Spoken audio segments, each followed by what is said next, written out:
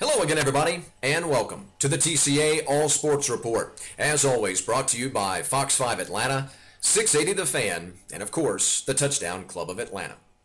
Welcome in, everybody. Here's hoping you and yours had a very happy, healthy, and safe 2015, New Year's 2015. I'm Chris Mooneyham, your host, as always, and we are absolutely excited to be back for another year of the TCA All Sports Report. We're just weeks away from the beginning of spring sports, which we'll talk about in our Up Next segment, What's Happening Next segment, coming up here in just a few minutes. Also got a story for you at the end of the program, which you probably want to stay tuned for if you really love your Georgia high school athletics. There was a story that broke the first week of the new year that I'm sure a lot of people missed. I'm still talking to people this weekend, today, as a matter of fact, this morning, that had no idea this story was developing. And so I said to myself, I better put this in the All Sports Report for the people who watch, just in case some folks missed it around the new year. Stay tuned. That'll be the fourth segment of our program, the My Take segment of the TCA All Sports Report. But without further ado, let's get into segment one and start with what's happening.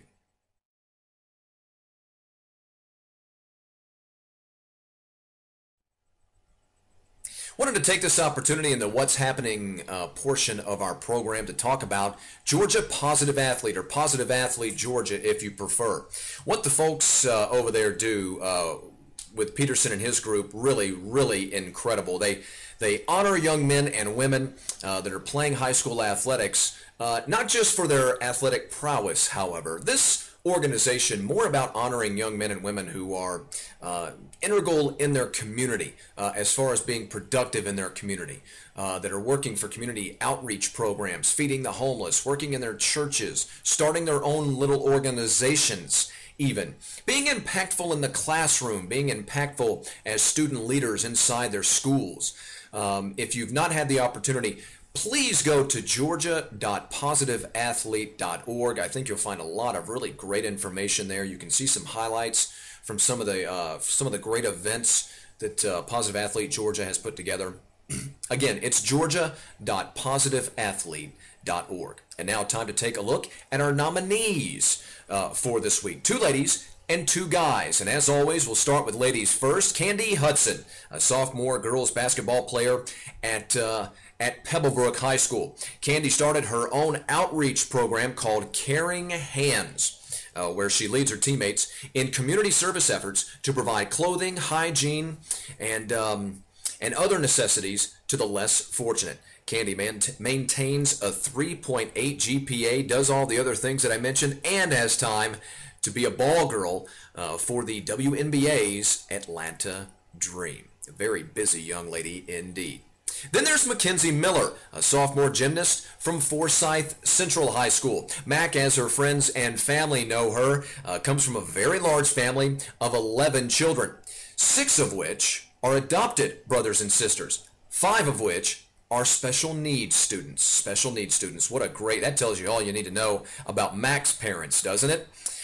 Mac participates in events with her siblings like Special Olympics and the Miracle League. If you've not had a chance to take in the Miracle League, you absolutely should. When she's done with high school, Mac says she plans to go to college to study physical therapy. On the guys' side, we'll start with Blake Best, a senior football player from Peachtree Ridge High School in Gwinnett. He helped start a program with one of his teammates, a male-only program to try to further their advancement called the Mentoring Program. Now, the key with Mentoring Program is it's M-E-N in capital letters. Absolutely love that play on words.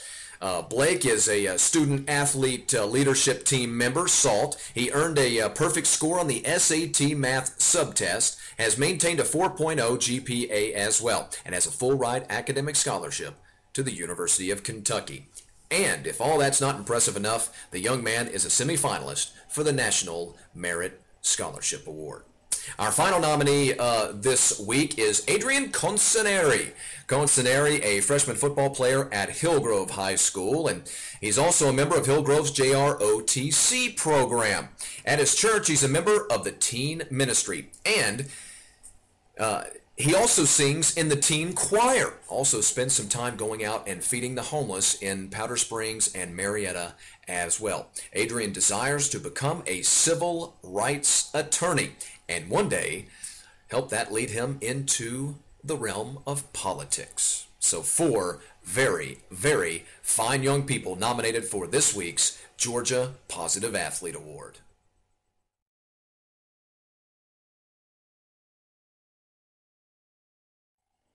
Time now for the second segment of our program, which we're coming to call the Ever Wonder question mark portion of our program. From here on out, we're going to have a segment every week with the help of Brad Walsh from the Touchdown Club of Atlanta, a TCA member, who's going to every week give us some really interesting stories, historic stories, some anecdotes, statistics, stories on awards and finalists involved with the TCA in Georgia high school athletics. Remember, the Georgia High School, the Touchdown Club of Atlanta, been awarding young athletes since 1938. And so every week, Brad going to send us some information, which I'll relay to you. And had the opportunity to meet Brad for the first time just before Christmas. We sat down and had a luncheon, if you will, with the producer of the TCA All Sports Report, Chip Emerson, and the three of us had really some great conversations about some of the history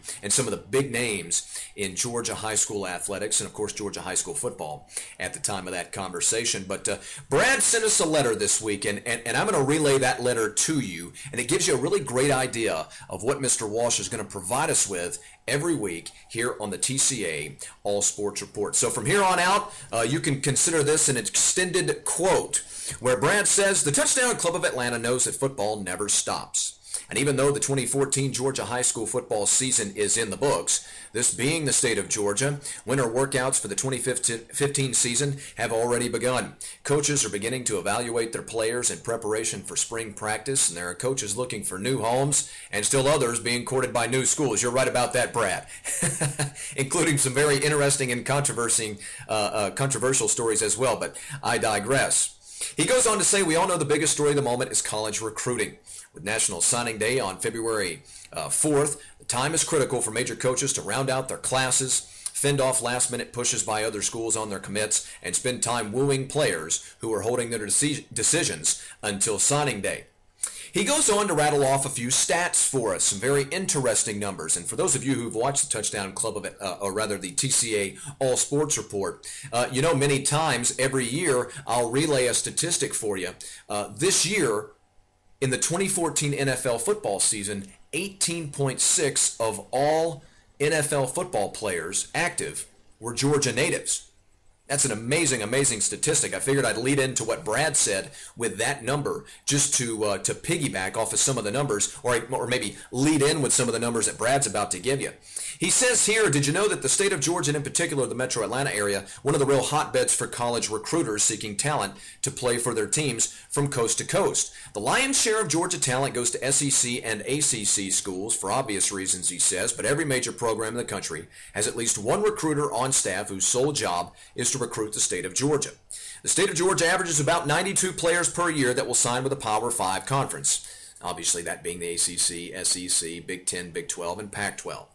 The players not selected to play for the Power 5 schools go on to historically play at such schools as Georgia Southern, Valdosta State, and a lot of times, he says, plays for national championship teams." And of course, he slips in my personal favorite, Kennesaw State, who of course will begin their football program this year.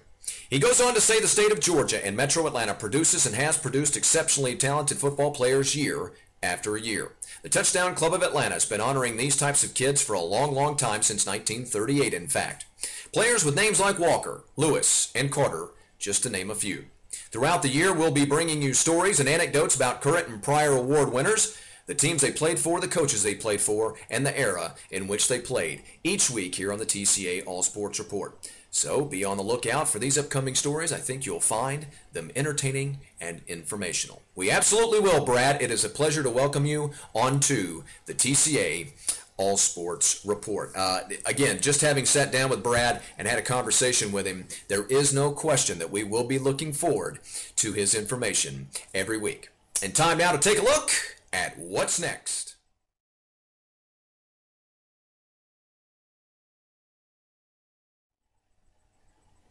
Want to run through the schedule of what's next very, very quickly. Going to be very broad and long-reaching here. This is a very interesting time for Georgia high school athletics. Said it last year, said it forever now. Once you get to mid-January and towards the end of January, things really start to get fun because at any point you'll have about eight sports, 7-8 sports that'll be taking place at the same time. Practice for the major spring sports begin this week. Baseball, soccer, track and field all begin this week. Lacrosse will start practicing next week. The traditional wrestling area tournaments begin the week of the 30th. Tennis and gymnastics both begin their seasons the first week of February. And, of course, the Touchdown Club of Atlanta on the first week of February will partner with Fox 5, 680 The Fan, and the College Football Hall of Fame for our annual National Signing Day Spectacular. That'll be Wednesday, February 4th, of course, and we'll have more information on National Signing Day as we move forward. Coming up next, My Take.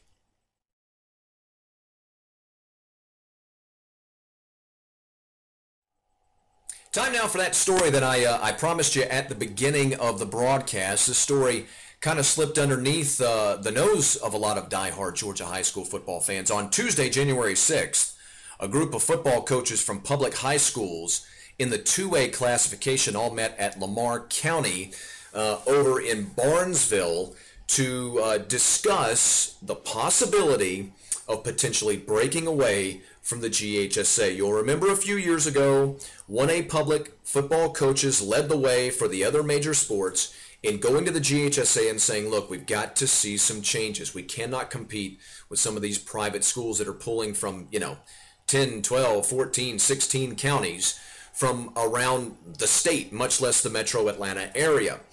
So there has to be a change. They threatened to leave the GHSA, and as a compromise, the Georgia High School Association decided to hold separate championships, and that was when the separate championships were born for, predominantly football. That was the crux of the entire discussion. Now, it was estimated about 24, 25 coaches were at this meeting in Barnesville, 2A football head coaches, in an effort to decide whether or not they should go to the GHSA and ask for the same sort of treatment. In football, there are 13 private schools that are major impact. 6 of those 13 private schools made the semifinals or better. 9 reached the state quarterfinals. Only Holy Innocents and Riverside Military did not make the football playoffs. In all sports, those 13 schools, which are primarily AA, AAA, and 4A, AA, AAA, and 4A, 13 schools. You know how many championships there are? 54. 54 possible state championships. How many do you think those 13 schools won across the 3 classifications? The answer is 33. 33 of the 54 potential championships. So that just goes to show you how the private schools have dominated the championship format, the championship landscape in the state of Georgia. Now, depending on when you're watching the All Sports Report, there is a possibility that the GHSA has already met and discussed this subject. The GHSA will meet on January 20th at the home offices in Thomaston to hear the reclassification suggestions for the, of course, the 2016-17 academic year and beyond. No changes. Even if the GHSA somehow just said, oh yeah, we completely agree with what you're saying and absolutely we want to do this, there will in no way be any changes coming up for next season in any athletic endeavors, not even for the spring. Now, of course, the GHSA has not verified that, but take it from a guy who's been covering the GHSA for 20, what year is this? For 23 years, since I was a freshman in high school, there is absolutely positively no way, even if the GHSA agrees with the AA coaches, that we'll see any changes for the 15-16 calendar high school football season. But if you watch out there and you care about my opinion at all, or even if you don't care about my opinion at all, I'm paid to give it, and that's what I'll do. I'm going to tell you something. I think this thing's going to change.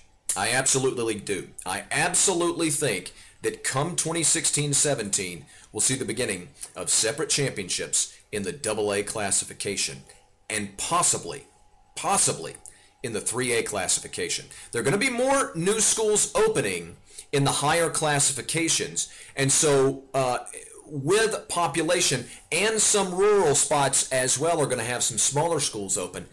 I got to tell you something.